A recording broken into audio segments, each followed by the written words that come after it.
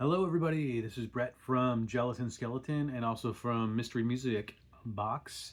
Um, Welcome to my video. So in this video today, I'm doing something a little bit different. I'm not reviewing a tape or a CD or anything like that. Instead what I'm doing is I'm talking about a recent experience I just had. And what it was I just came back a couple of weeks ago from the Monsters of Rock Cruise 2026. I'm going to tell you all about the time I had and my experiences. I had a great time. Let me just preface by saying that. Um, Also, in this video, I don't videotape bands while I'm watching them. I like to live in the moment. So what I will show you occasionally is I'll cut to some photos. I like to take photos while I watch bands play because just kind of for my own memories. So I'm going to put some of those photos in here to show you, but this isn't going to be one of those videos that shows you clips of people's performances. There's tons of those, as I could tell from all the cameras people held over their heads. I'm not judging. Do you, but I don't personally do that. I like to watch the bands and live in the now. I like to live in the now, everybody. Incidentally, I'm trying out my new phone. I hope this looks all right. I got a bit of a light going on over here, and I got a new stabilizer as well. So I'm using it as a tripod. Hopefully this all works out. You let me know in the comments. So to start off with, at the Monsters of Rock, I flew from Ottawa, Canada, down to Miami, which was surprisingly easy. It only took me about 5 hours, and there was no delays, no problems like that. However, I got there at around 4 o'clock-ish, and the pre-party was at 6 or 6:30, something like that. So I didn't have a whole lot of time. When I arrived, the people I was sharing a room with, I wasn't able to contact them right away, so I sat in the lobby for a little while, and then I finally got a hold of them. But I didn't really have time to shower or get ready, so I just kind of like went to the pre-party with whatever I was wearing on the plane. So a lot of people were dressed to the nines. I was not. I was just kind of wearing my Clark Kent clothes, as I call it, on the plane, so I didn't look, try not to look too conspicuous as a rocker type dude or anything. Or they'll check your luggage, which they did on the way back because I was kind of done up a little more. Anyway, the pre-party was at the Magic City Casino, I think it was called. And the first band that went on when I was there was Soto Beeler, which was Jeff Scott Soto and Jason Beeler from Saigon Kick. It was fine. It wasn't really my deal. They were kind of hacking around between songs and making jokes and stuff. It was fine. I didn't really stop to pay much attention. But obviously both very talented guys. Just, didn't really develop an opinion one way or the other. I have my notes right here, by the way, on a laptop, so just so I can refer to them. And then after them was Pretty Boy Floyd, who I've never seen. I was supposed to open for them. I was trying to get to open for them in Toronto at one point. They never ended up making it to Ottawa, but for whatever reason that never quite happened. Anyway, I finally saw them. They were pretty good. Occasionally, Steve Summers did this shriek thing that it was completely unnecessary for the songs. Sorry, I keep playing with my hair. It's just I can see myself, and that's what I'm doing. But Pretty Boy Floyd was pretty cool. It was nice to finally get to see them.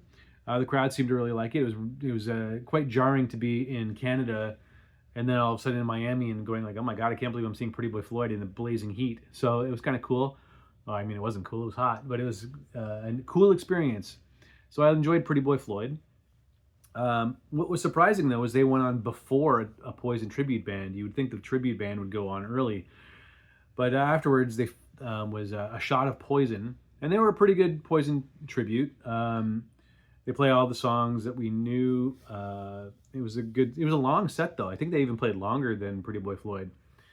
But it was pretty good. It was my opportunity. Now, I'd not gotten to eat. By the time when I left Canada, I didn't really have much of an opportunity to grab something to eat. I kept thinking I would, but then everything was going smoothly. And I ended up on the next plane and the next plane. Didn't get to stop for food. So during a shot of Poison, I stopped for a hot dog on the site. And then I grabbed a second hot dog later on because I was starving to death. But they were pretty good. Afterwards was Madam X, who I'd never seen before. To tell you the truth, Madam X didn't really do it for me in the 80s. In the 80s, I thought their videos were just kind of something that I saw every once in a while on TV. I didn't really think much of it. But let me tell you, their live show was amazing. They were really, really good. It was very entertaining. It really came off live. Apparently they were recording a live album at that show, and I think it's going to be a good one. There was a couple of bass issue at the beginning, and the bassist threw his bass to the floor and whatever, but it was good. He was a good showman. It was very entertaining. I really liked it. I was very surprised at how much I enjoyed Madam X. And I'll probably pick up that album when it comes out. Then after that was Y&T, who I've never seen before. They came once to my town opening for Motley Crue in I think '85, but I was a little young for concerts at the time. But those guys really showed everyone else how to do it. Like, they were probably the best band. Spoiler alert, they were probably the best band of the entire, like, from a technical standpoint. They were great. They were fantastic. They played so many songs I liked. I got to admit, near the end of the show, though, I was kind of getting ready to go because my back was exhausted. I have a tricky back, and it was killing me by the end of Y&T, but I stuck it out. It was a fantastic show. Then me and my cabin mate Charles walked back to our hotel, yeah, so that was the first day. The second day, which was day one of the cruise, me and my cabin mates and a couple of ladies from Brazil, who I say hello to in case they watch this video, we all took an Uber to the boat, the ship, I guess they call it. And man, traffic was crazy, man. It was like if a kid took a whole box full of Hot Wheels toys and just tossed them into the thing. It was a free-for-all. The first thing I did was I tried to rush over to see some of Cassidy Paris. She was on, by the time we got on, she was already on. And I know her dad and her a little bit from social media, so I wanted to, show my support. I saw a little bit of them, but then I'm pretty sure I was starving to death again, so I went and got something to eat. Yeah, and then shortly after that, actually I think I had a bit of a break, and then later on I saw Nelson doing a sound check. I didn't stick around for their show, but to be continued on that. I saw them later. It was pretty neat. It's pretty cool. I mean, it was my first experience on a cruise of any sort, let alone the Monsters of Rock cruise, and it was kind of surreal to see all the rockers just walking around, all the bands that you loved growing up, or just hanging out, walking around and checking out other bands, and it was pretty cool, man. The first full show I saw Vane in the Atrium. Loved it. Never seen Vane my whole life, but I was suddenly taken by the whole community of the whole thing at that particular moment, because, in my hometown, I don't know, it's not where I live is not a particularly glam supporting area of the world, but to be in a room with like 300 people who all knew who Vane was and all were cheering and all singing along to Vane songs was really, did my computer just die? Was really, I felt how special it was to be surrounded by all the people who were kind of the same as me as far as musical interest. So that was really cool. I think my laptop just died. I have to figure out how to plug that in. Right, so I'm back. So yeah, I saw Vane in the Atrium. And yeah, the spirit of just knowing you're in a room with all these people who love the same things you love I think that was the kind of the coolest thing about the Monsters of Rock cruise. And I felt it right away in that Vane show. Vane came out, and I was particularly taken with how the guitarist Delana had this look on her face of just pure joy, like an amazement at how, probably the same thing I was thinking, that look at all these people who love Vane, and the look of joy on her face was when performing for this audience was palpable, and it made the performance even better in my opinion. But they were fantastic. I loved Vane. I went and saw every one of their shows, as you will see as I continue with this description. I thought they were great. I've never seen them before. I think I have their first album on vinyl, cassette, and CD, so I really, really liked that one. After that, I went over and saw Spread Eagle.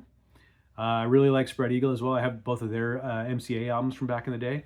Their new songs sound really, really good as well. The guitarist they had with them was, I gather, not their usual guy, but he was smoking. Did really, really, really good. I didn't see the whole thing because I had to run off to see Tough, I believe. But I saw a good amount of the set. So I saw Tough in the Atrium. And I'd never seen Tough before. And Michael Lean, the drummer, was back after a long hiatus. So it was nice to see them. It was really, really cool. you know, it's funny. You see all these people online, like Stevie Rochelle's online a lot, and I've communicated with them about stuff over the years, a little bit here and there, and it's just kind of weird to see people in person who you only know from being online. It's like, wow, you know, like it was pretty trippy. So, but I think I sang every song to every line to every song out loud. I was like right up close. I loved it. Tough was great. Then I caught some of Quiet Riot in the theater. It was a big theater. It was packed, and there was a lot of people standing up and whatever. But I needed to rest my back, so I went in there and sat down and watched some of the show. It's pretty cool. Great theater, actually. I've kind of got the hang of what was to be expected in that theater after a while. Basically, a lot of people stand so they don't, so they can duck out without having to be too disruptive, I guess, I assume. So, but if you want a seat, you can usually find one. So I did, and I sat down and watched some of Quiet Riot, which was pretty cool. I'd never seen them before either. Personally, I like Jizzy Pearl in that band. I think it sounds fantastic. Then Black and Blue in the atrium. Black and Blue is one of my favorite bands of all time. I sat and watched the entire set. Sat in for that whole show. They were fantastic. Yeah, and that is all the shows I saw on the first day. I was trying. I was kind of getting the hang of being in a cruise ship. I've never done that before. The food was thinking about the food. The best case scenario of the food. I described it when I got home as the best food was just okay. That was my opinion of it. The first day, I think I just ate in the what do you call it? The buffet, and I just kind of had a mishmash of stuff. The hamburgers, I didn't have it on the first day, but just in case I don't bring this up later, the I described the hamburger as kind of like tasting like a shoe, but if you put a pickle on it, it tastes like a shoe with a pickle on it. So take that as you will. So that was kind of my experience of that. Okay, on to day 2. So day 2 was an early start. First thing in the morning at 9:45, I believe it was, there was something called Smuggler's Alley, which is a trading, a thing where cruisers get together and trade. So I brought 75 DVD or CDs, sorry, 75 CDs. I brought 50 of these, the RLP, and 25, I believe, of the EP, an EP as well. So I had 75 Gelatin Skeletons CDs to give away. So I went to the Smuggler's Alley, and I think I brought maybe 50 or 60 of them to that. And I met a ton of people. A lot of people walking around trading things like stickers and bracelets and all kinds of fun stuff like that. Someone traded me a vintage Pillsbury Doughboy toy. I actually collect vintage toys, so that's kind of cool. So I traded that for a CD. So I really wanted to turn people onto our music because it's hair metal, and this is our tribe. I firmly believe that these are the people who this music is for. So I wanted to turn a lot of people onto our music, and hopefully I have. So if you got the CD from me, let me know in the comments, and hopefully you liked it. Yeah, so Smuggler's Alley was cool. I met a lot of people, some online friends who I got to meet in person for the first time. It was really, really cool. After that was over, I saw Tough again for the second time, this time in the Manhattan Room. And I sat through the whole show again. I enjoyed it. Afterwards was Killer Dwarves, who is a Canadian band, and since I'm Canadian, I never actually saw them, though, believe it or not, before this. I kind of took it for granted. You sometimes do that with bands from your own country, is you assume you're going to get to see them forever, and then I never ever did. But I finally saw them, and I was a little disappointed that I sat through about the first half or a little bit more of the set, and I didn't hear any songs I knew, and like none of the singles. I could be wrong, but that's the way I recall it. So I went and got a coffee and then I came back and I think I heard Doesn't Matter. They're a great band though, but I would have liked to have heard more of the hits. Maybe they came at the very end, but I didn't catch them in that particular show. Then Striper in the Joy Theater. Striper was, they know what they're doing. That was a really good show. Then I went and caught a little bit of Crazy Licks at Spice H2O. It was really hot and it was really packed, and I couldn't get too close, so I didn't stick around for very much of it.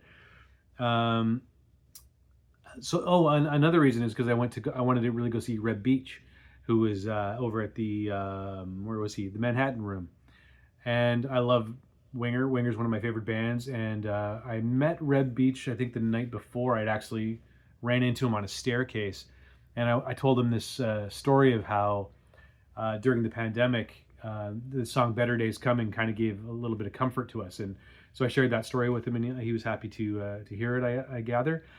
And then I saw his band, and they were amazing, super talented musicians, super nice guy.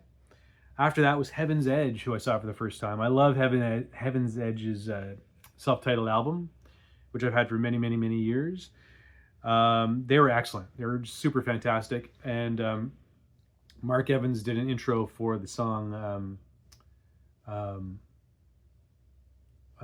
my gosh, I'm blanking on the title because it's late at night. What could have been? And he did an intro about how if people kept asking them why they weren't bigger, and he says, well, if they had been bigger, they probably wouldn't have the wonderful families and lives that they have right now. And I thought that was really touching. So, and their set was amazing. As you'll find out, I went and saw every Heaven's Edge show on the boat. They were really good. I ordered the CD, their most recent CD, as soon as I got home. After that was the Ace Frehley Jam. Izzy Presley was running the Ace Frehley Cruisers Jam, and I had signed up to sing the song Snowblind from Ace Frehley, so I was going to go up and sing. I was a little nervous because of all the songs on the set list, that was the one I knew the least. I don't have the Ace Frehley solo album, so I made a point of learning it in the 2 weeks leading up to the cruise. And I was a little nervous, and then as I showed up to the event, I saw that the entire band Great White was watching the jam, so that made me even more nervous. Members of Black and Blue, members of Queensryche, like a bunch of people were there, like celebs were there, and I was about to sing a song that I didn't feel like I was that I didn't know as well as the other Ace Frehley songs. However, I went on and I did it, and I think I did a pretty good job. I sang it, an Ace Frehley song in the Ace Frehley style, and I think I did all right. I didn't realize a bunch of other guys were going to go up there and they were trying to basically show off their range and things like that. I wasn't going there to show how, unlike Jeff Tate I actually am. I was just going to go do justice to the song, and I think I did. Hopefully I did. At any rate, it was fun, a lot of fun. So thank you, Izzy, for setting that up. Before that, I'd gone to dinner at the Taste, I think it was called, and I had a not very good dinner. I had what was it called? A brisket, and it came with fries, and it was kind of like shaped like they cut Spam, but all the pieces were fat. It was just fat with French fries, and it was awful. I had a clam chowder soup before that was pretty good, and a bruschetta that was okay. And then I had a dessert, but I couldn't finish it. And but the meal was awful, so I ran off to the jam. Yeah, that was at Taste. Then afterwards, I saw Tora Tora in the Manhattan Room. I love Tora Tora. They were pretty cool. Yeah, I mean, excellent. I never thought in a million years I'd see some of these bands, and then there I was able to see them. Shortly after that was Vixen on the pool stage. It was really good. It was excellent. I've seen videos of their shows before, and it was pretty much that. Rosa, the new singer, who's Canadian as well, is fantastic. Both of their shows were on the pool stage, which made them feel a little distant to me. It would have been nice if they'd mixed it up a little bit, had one of their shows maybe in the atrium or something like that, to just kind of get a little more up close and personal, like a lot of the other shows. That being said, it was a fantastic show. Then I saw Vane again in the atrium. Another banger of a show. It was fantastic. Like, what a trip to get to see all these bands. I love it. It was amazing. Now, like I said, I have a tricky back, so my back was kind of in and out the whole time. What I would do between shows is I found these chairs on level 6, and I would kind of sit in this chair for a little while and rest my back and people watch and have a coffee or something. So that was cool. You'd see a lot of rock stars walking by. It was pretty cool. Then the end of the second day, where I'm going to leave this first video, I'm going to end on the second day. I saw Faster Pussycat on the pool stage, which was excellent. I saw Sebastian Bach there watching it, and Sebastian Bach's one of my faves, but like vocalists. And he walked by, and I nodded at him, and he nodded back, and that was all I needed. I didn't need any more interaction than that. I don't like to impose on the celebrities or anything like that. So, so Faster Pussycat went on. They were great. Big surprise, they brought Greg Steele out, who has played on their Elektra albums, and that was super cool. And loved it. I love Faster Pussycat. It was an excellent show. And then I just think I might have gone back, checked out the karaoke or something for a little bit, and then called it a night. But those were the first 2 days and the pre-party of the Monsters of Rock cruise. If you stay tuned, I will continue this series, and I will do the next couple days in my next video. So anyway, I hope this was insightful, and I hope if you're considering the cruise, some of my words prove useful. And we'll catch you on the next video, all right? See ya.